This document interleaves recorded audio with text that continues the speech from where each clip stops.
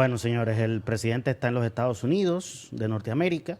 ¿Tú que no querías que fuera? ¿Tú que no querías que fuera? No, y parece, qué bueno que fuera, porque parece que los presidentes hablan más allá que aquí. Yo te he dicho Yo he a ti que visto- tú tenías yo que vi dejarlo hoy- sudar su fiebre. Tú Yo eres vi un hoy dos abusador. entrevistas a medios locales de aquí que se van ya a darle cobertura.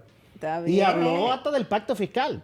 Yo te dije a ti, déjalo que sude su fiebre. ¿Cómo va a ser su primera ONU y tú quieres que vaya de que Bueno, por el COVID, yo estaba Zoom? pensando en su no, salud. No, hombre, déjate de eso. Hay que Pero dejarlo miren, que su... miren, no sé qué tiene la sude su ciudad de fiebre. Nueva York, que a los presidentes le encanta hablar, y no solo a los medios de allá, sino a los medios de aquí, que van a darle cobertura, como dije. Y ojalá que Voz Media Network nos mandara a nosotros también ese tipo de cobertura. Vamos a anotarlo por ahí, José Selmo, por favor. Ay, qué Miren, huevo. el presidente habló de impuestos y me sorprendió porque estamos, digamos, en los albores de un pacto fiscal, de una reforma fiscal. Y él habló mucho de los impuestos. Entonces, él hablaba que los ricos deben pagar más. Y yo, bien.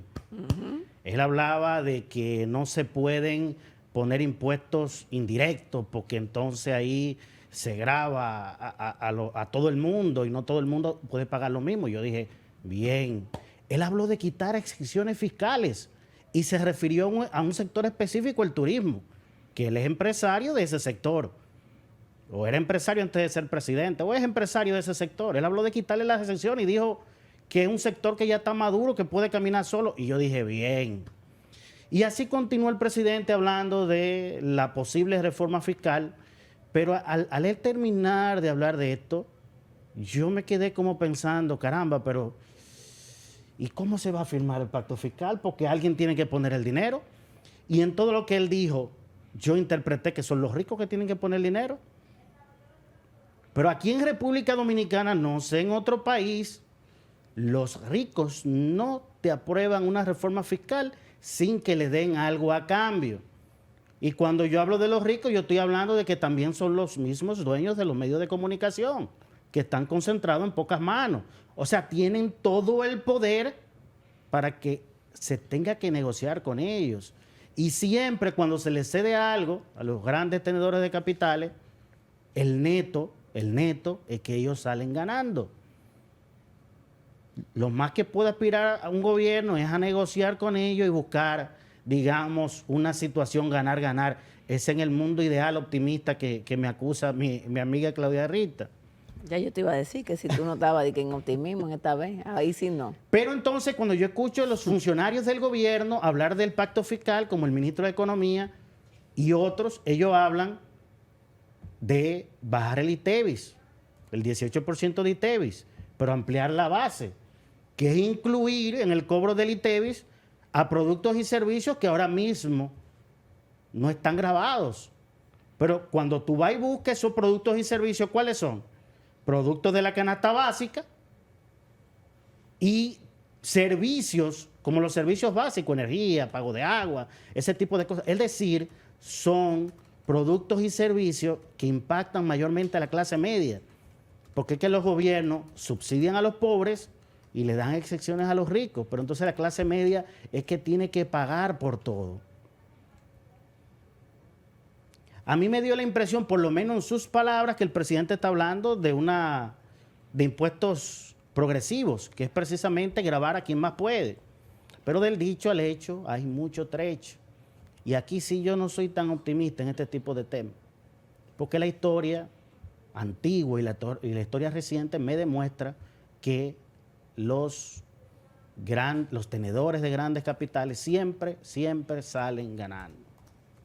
Siempre salen ganando. Y no solo aquí, en Estados Unidos pasó con Trump, que le quitó impuestos a los ricos y que para dinamizar la economía. ¿Y en qué resultó eso?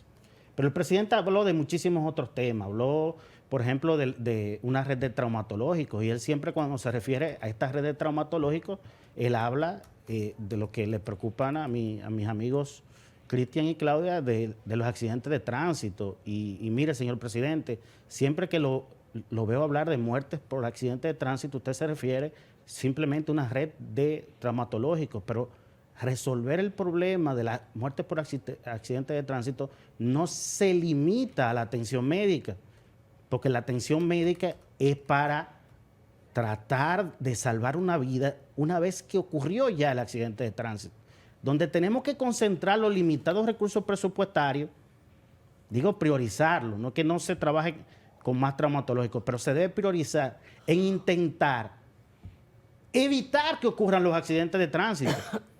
Y ya la ciencia nos demuestra en el enfoque tradicional de los accidentes de tránsito que entre el 70 y el 92% de estos se producen por el factor humano.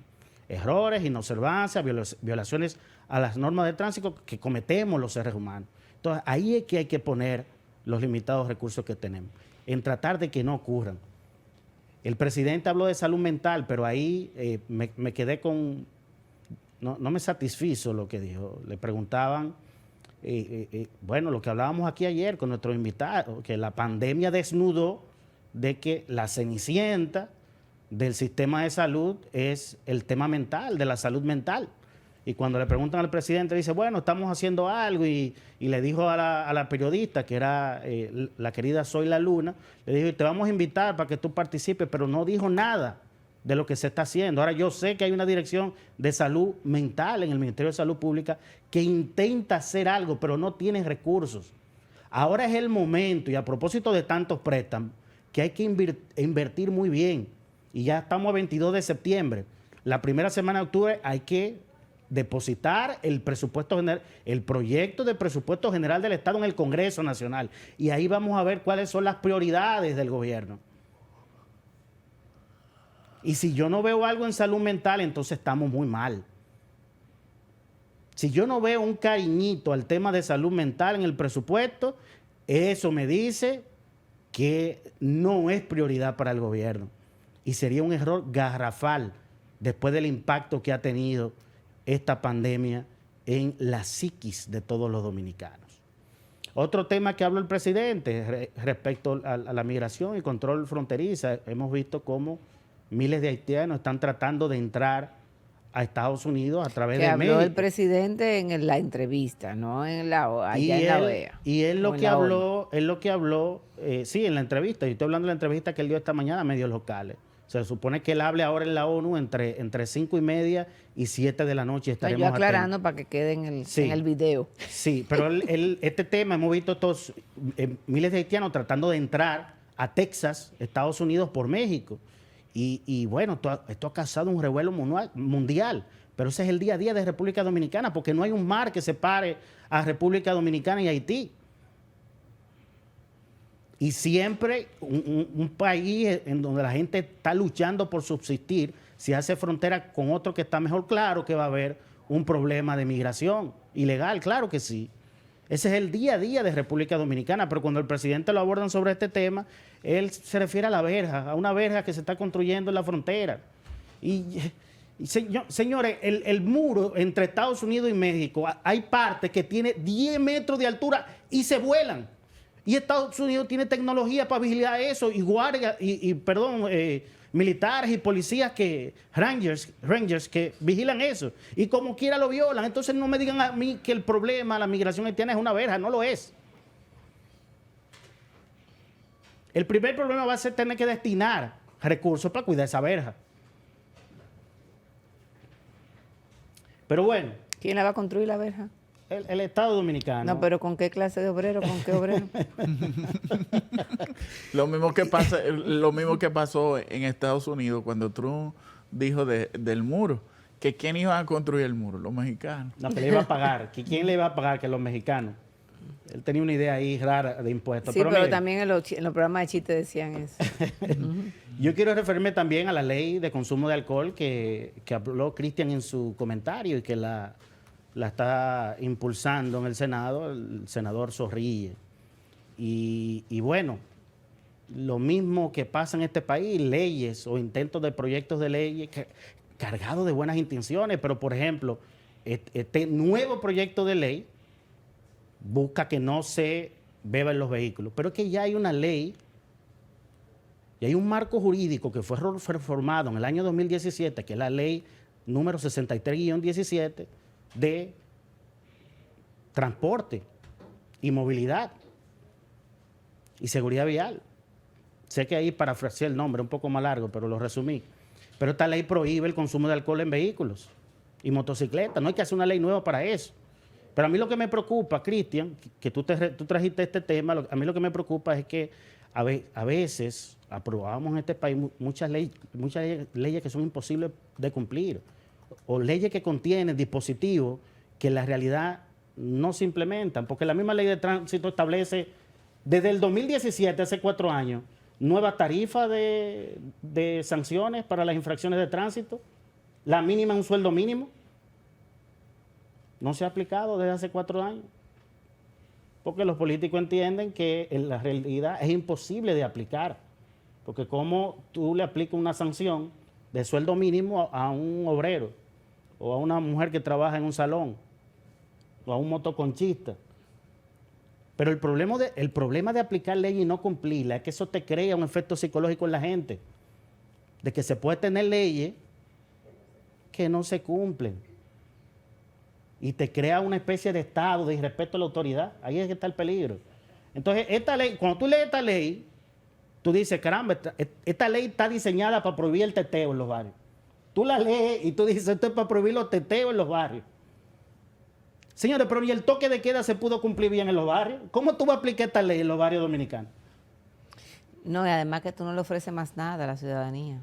Una alternativa. Los ricos tienen sus alternativas, pero ¿qué alternativa tú le ofreces a un pobre? Esa es mi preocupación. Estoy diciendo, hay un objetivo Porque noble. de por sí los colmadones no deberían de vender bebida para que se consuma en el lugar. Y ya hay una resolución que, por ejemplo, regula el horario de las bebidas. ¿Por qué una ley? ¿Para qué tú necesitas una ley? Y bueno, el consumo de bebida en la vía pública es un objetivo noble, como en países como Estados Unidos. Pero yo tengo mis dudas de que se aplique aquí, cuando desde el 2007 hay una ley fuerte de transporte que prohíbe el alcohol y la conducción y no se ha cumplido. Se empezaron en el 2019 los puntos de revisión de alcoholemia, luego vino la pandemia, esto se paró, luego vinieron las elecciones y ya no se han vuelto a hacer.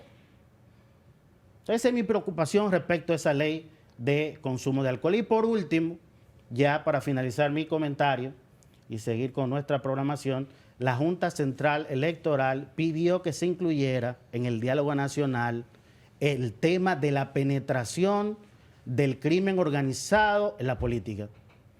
Y me parece muy bien. Y ya el principal partido de oposición, el Partido de la Liberación Dominicana, por escrito, le manifestó al presidente de la Junta su deseo de que este tema sea cumplido. Y recuerden, con este tema yo soy objetivo. Aquí se trata de evitar de que esos sectores oscuros penetren en la política dominicana. Ya hemos visto cómo esto ha dañado a países como México y Colombia. Entonces estamos a tiempo para crear las barreras y los controles necesarios para blindar nuestro sistema político. Que como decía Sartori, que dividía la democracia en 3, democracia política, democracia económica y democracia social. Sartori decía que la primera, es decir, la política, te definía los otros 2 tipos de democracia. Hasta aquí mi comentario de hoy. Vamos a pasar a una pausa comercial y volvemos entonces con nuestro invitado en el día de hoy. No se vayan. Ay, Sartori.